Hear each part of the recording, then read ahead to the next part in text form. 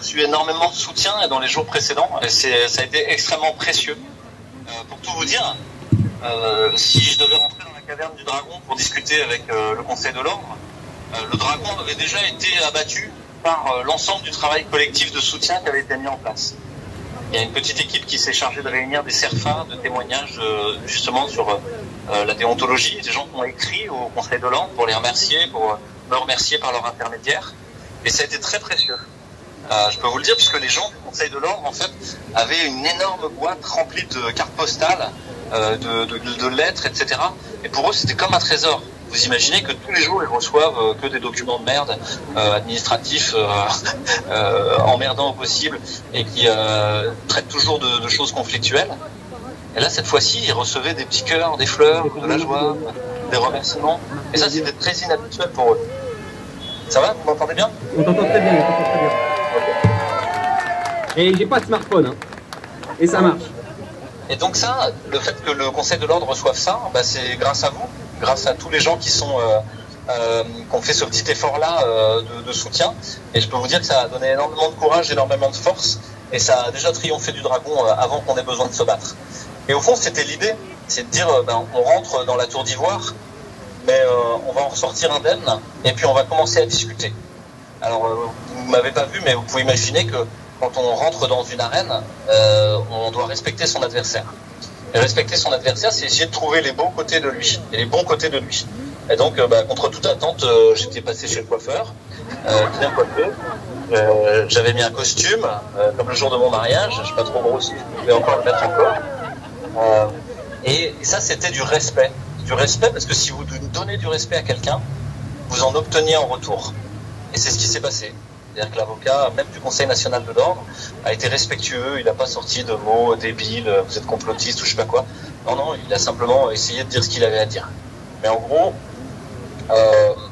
peu importe ce qui sera décidé par le Conseil de l'ordre, au fond, ce qui s'est passé aujourd'hui, c'est pas tant le passage du docteur Fouché devant la chambre disciplinaire, c'est plutôt l'ensemble des gens et du collectif qui a réussi à mettre en branle et en action une force inarrêtable. Une force de soutien à Amine, une force de soutien au docteur Fouché, mais aussi une autre perspective. L'autre perspective, c'est que à partir de ce moment pourri qui est le passage devant la chambre disciplinaire, est-ce qu'on peut essayer de faire quelque chose de chouette? Un peu comment faire de ces emmerdes une opportunité, quoi. Alors c'est ce qu'on essaie de faire avec le Covid depuis 3 ans, c'est de dire mais ça vient nous dire qu'il y a des choses à changer et où est-ce qu'on doit travailler. Et au fond, où est-ce qu'on doit travailler? C'est avec les institutions. D'ailleurs, on n'a pas besoin de crier contre elles, d'essayer de les défoncer. Elles ont le pouvoir. Donc on ne pourra pas les faire tomber. Par contre, on peut mettre le pied dans la porte, rentrer dedans et petit à petit transformer les gens à l'intérieur. Et je peux vous assurer que tout ce que vous avez fait, votre soutien, vos lettres, vos CERFA, les témoignages, emails ou autres, et vous avez déjà mis le pied dans la porte. Vous avez déjà commencé à les transformer. Tout le secrétariat du Conseil régional de l'Ordre des médecins m'a remercié. C'est assez rare quand même d'aller dans une chambre disciplinaire et qu'à la fin on vous dit merci pour ce que vous faites. On ne peut pas le dire publiquement.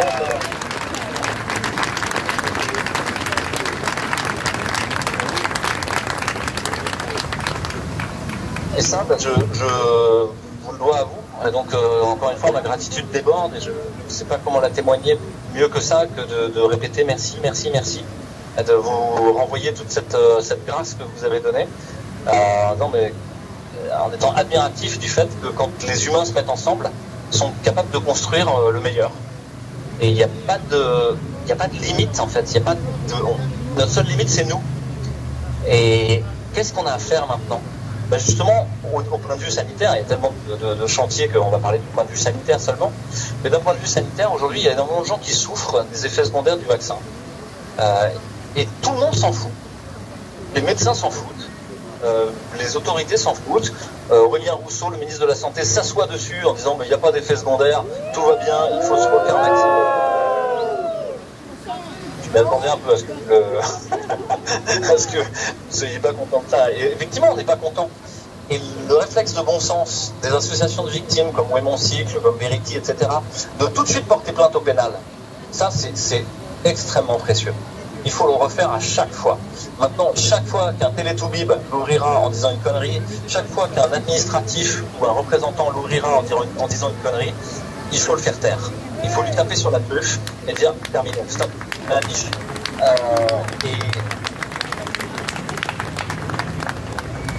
Et à la fin, effectivement, ça va s'arrêter, quoi. Il y aura un réflexe pavlovien qui est oulala, je suis en train de dire une connerie, je m'arrête tout de suite, sinon je vais m'en prendre plein la figure. Parce que quand vous prenez de plainte pénale, quand vous prenez des déferlements de mails, de tweets qui disent non mais oh, tu dérapes, donc oh, c'est quoi que notre c'est pas la loi, et ben en fait ça arrête le système. Donc aujourd'hui on a célébré symboliquement la naissance, c'est rare que les gens d'une commission disciplinaire, d'une double commission disciplinaire avec Amélie Lille et avec moi, on célèbre une naissance, on célèbre un événement joyeux. Cette naissance c'est celle des enfants d'Hippocrate, collectif pour des thérapeutiques sûres et efficaces. Donc on comprend bien qu'entre les lignes, si on est pour des thérapeutiques sûres et efficaces... Un instant. Je vais juste essayer comme ça.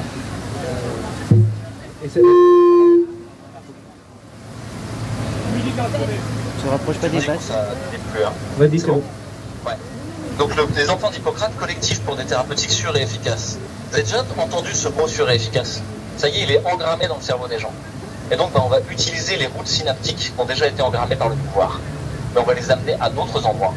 C'est-à-dire qu'à chaque fois qu'on va parler de sûr et efficace, en fait on va sous-entendre, on va dézinguer les thérapeutiques de merde, inefficaces et toxiques, qui nous sont fourguées par les laboratoires et par les acteurs de théâtre qui sont désormais au pouvoir. Et qui sont en fait des VRP de l'industrie pharmaceutique. On va dézinguer ça.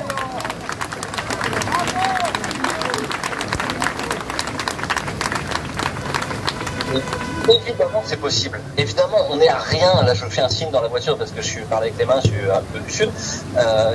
On est à presque rien de réussir à retirer du marché le vaccin Pfizer et les vaccins ARN anti-Covid. Parce qu'on a toutes les datas, parce qu'on a tous les témoignages de victimes d'effets secondaires, parce qu'on a déjà un constat de réalité qui est venu frapper à la porte. Et donc maintenant, est-ce qu'on fait comme le Vioxx, est-ce qu'on fait comme les autres médicaments? On attend que ce soit les autres qui se mettent au turbin et peut-être dans 10-15 ans, on dira ah bah ouais, on s'est gouré, merde, zut, désolé, on n'aura que nos yeux pour pleurer entre temps. Ou est-ce que nous, citoyens, on dit ok, on va revivifier la démocratie sanitaire, conformément à la loi du 4 mars 2002 sur les droits des malades, on va reprendre en main notre destin. Les patients, les médecins, les scientifiques, les chercheurs et les citoyens ont évidemment leur mot à dire sur les questions relatives au traitement et qui sont les premiers concernés, et même les derniers concernés, puisque vous savez que les gens qui sont au pouvoir et qui veulent les retourner, eux en général, se sont très peu concernés. Pour le moment, les budgets sociaux et de santé, les mêmes sanitaires, assez beaucoup.